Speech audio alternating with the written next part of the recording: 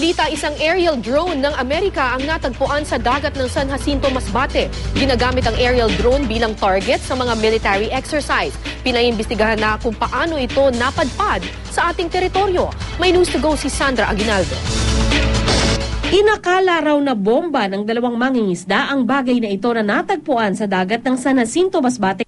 Pero nang mapasa kamay ito ng Masbate Provincial Police, napag-alabang ito ay isang US-made BQM-74E Chukar 3, isang uri ng aerial vehicle na walang piloto. Sa ngayon, nasa kustodiya na ng Philippine Navy ang aerial drone.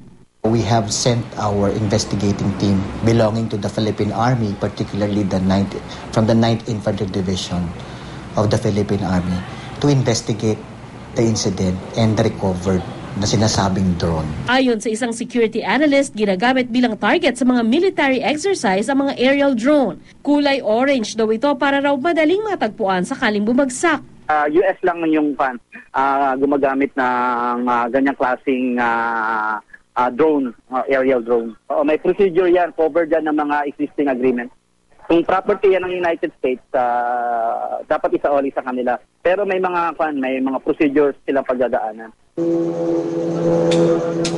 Gayunman, palaisipan sa AFP kung bakit may bumagsak na drone sa ating karagatan, gayong wala namang joint exercises ang AFP at US military sa ngayon.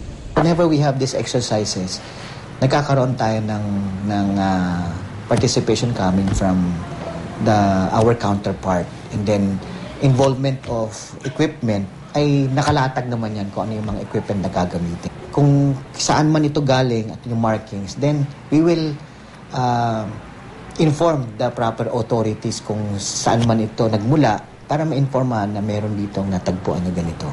Ayon sa US Embassy, ang na-recover na bagay ay katulad ng ginagamit ng Amerika bilang air defense target sa training exercises. Hindi raw ito armado at hindi rin umano ginagamit sa surveillance. Kinukumpirma pa raw ngayon ng embahada nila kung paano at kailan ito bumagsak sa dagat. Ayon naman sa ating Department of Foreign Affairs, tiniyak na raw sa kanila ng US Embassy na talagang pan-target practice lang ang naturang drone. Gayunman, paimbestigahan pa rin daw ito sa Visiting Forces Agreement Commission. Sandra Aguinaldo, GMA News.